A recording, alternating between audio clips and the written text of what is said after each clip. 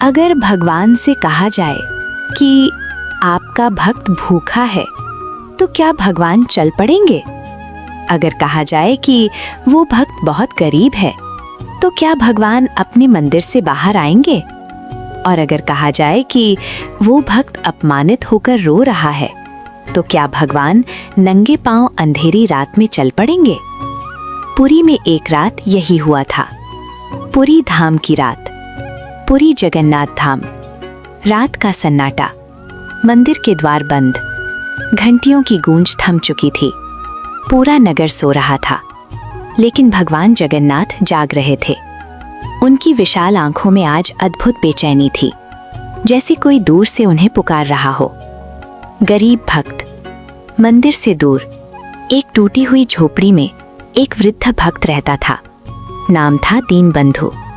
ना धन था, ना परिवार, ना धर्म में अन्न। उसके पास बस भगवान जगन्नाथ का नाम था। दिन भर वो मंदिर के बाहर बैठता। कभी कोई महाप्रसाद दे देता तो वो उसे प्रसाद नहीं, भगवान का आशीर्वाद समझता। अपमान और भूख। उस दिन भाग्य साथ नहीं था। एक सेठ ने कहा, यहाँ से हट जा। एक सेवक बोला, आज महाप्रसाद खत्म हो गया।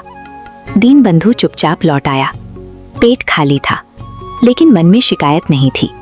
वो बस बोला, हे प्रभु, आज नहीं मिला तो क्या हुआ? आपने कल भी तो संभाला था। भूखी रात। रात हो गई। झोपड़ी में ना दीपक था, ना भोजन, ना सहारा। भूख अब शरीर को तोड़ रही थी। दीनबंधु ने कांपते हाथ जोड़कर कहा, हे जगन्नाथ, अगर आज मेरी अंतिम बात हो तो मुझे स्वीकार कर लेना। और उसकी आंखों से आंसू बह निकले। भगवान का हृदय। उसी क्षण मंदिर के गर्भगृह में एक हल्का सा कंपन हुआ। भगवान जगन्नाथ अपने सिंहासन से उठ खड़े हुए। उन्होंने अपने चरणों के स्वर्ण आभूषण उतारे और गंभीर स्वर में बोले, जब मेरा भक्त भूखा हो तो मेरा सिंहासन किस काम का? नंगे पांव भगवान जगन्नाथ मंदिर से बाहर आए। रात गहरी थी, गलियां सुनसान थीं, पत्थर, कांटे, कंकड़। लेकिन भगवान नंगे पांव चलते रहे, क्योंकि ये यात्रा किसी राजमहल की नहीं, ये यात्रा थी एक भक्त के हृदय तक। भगवान दीनबंधु की झोपड़ी के सामने रुके। अंदर से कमजोर सांसों की आवाज आ रही थी। भगवान ने धीमे से पुकारा, दीनबंधु। दीनबंधु चौंक गया। कौन है?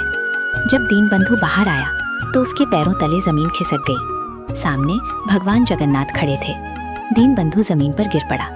प्रभु, आप यहाँ? भगवान ने उसे उठाया और करुण स्वर में बोले,